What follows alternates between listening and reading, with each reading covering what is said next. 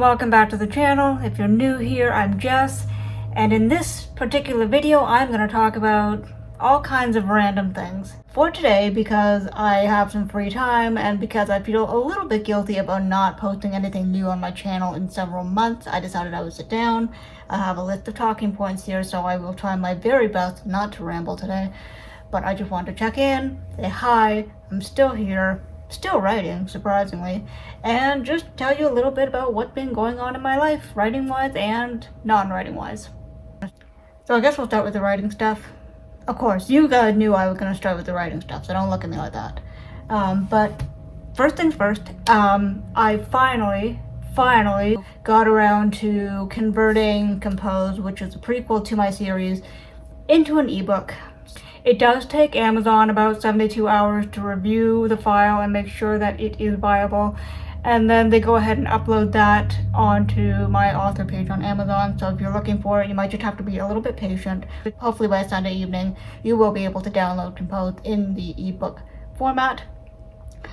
And since we're on the topic of my series, I wanted to just very quickly touch on what I'm doing with book 7.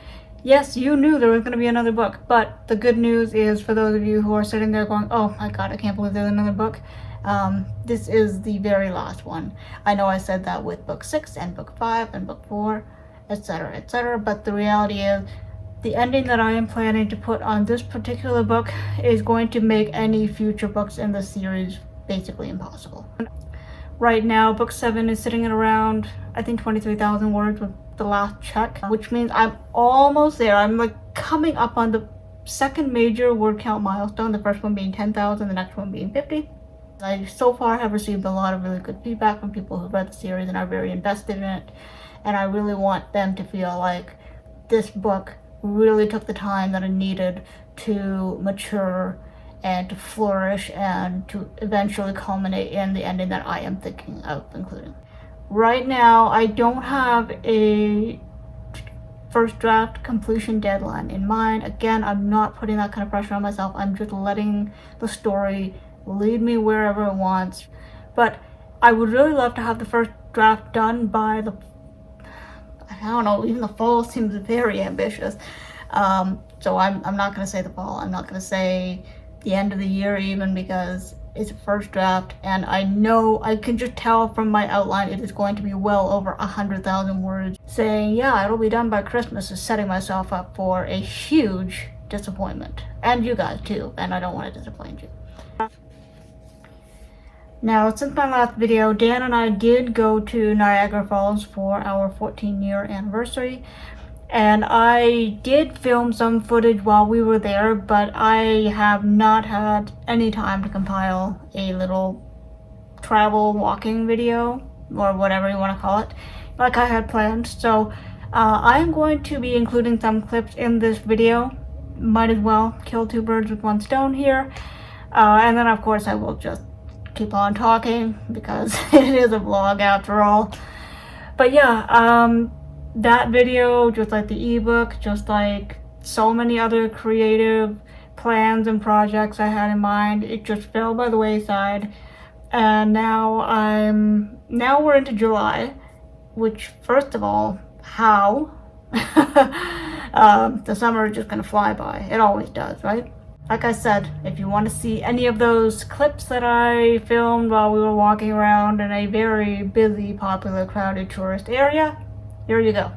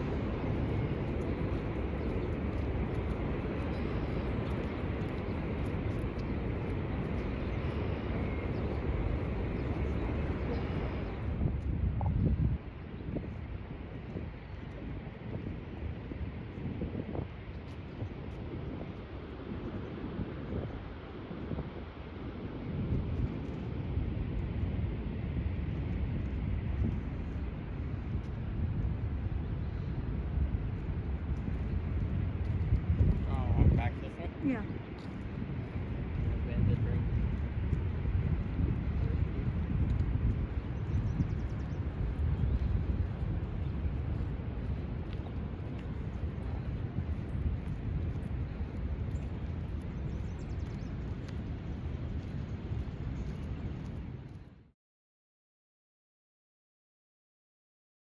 So while this video is currently showing all of the clips that I filmed, or at least most of the clips that I filmed while we were walking around Niagara Falls, I did briefly want to talk about something that has been bothering me for the past couple of weeks, and that is the rise of scam emails that I have been receiving from so-called marketing experts. So when we were in Niagara Falls, I received, not for the first time, an email from someone claiming to have discovered one of my books on Amazon.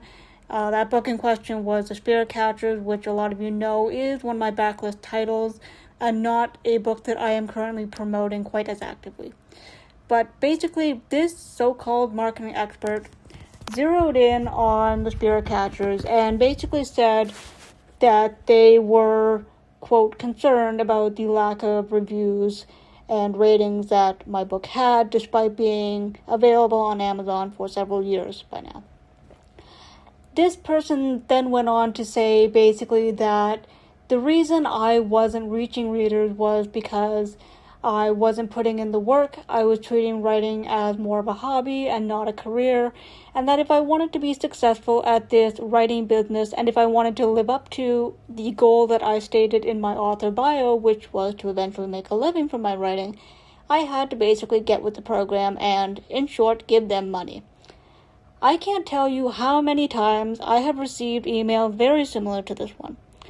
Earlier today, I received yet another email from someone who has emailed me in the past claiming to be a representative from a very vibrant and apparently highly populated but unlikely to be local book club, saying, well, we found your book. Again, The Spirit Catchers. I'm not sure why they all seem to be fixated on this particular title, but they are.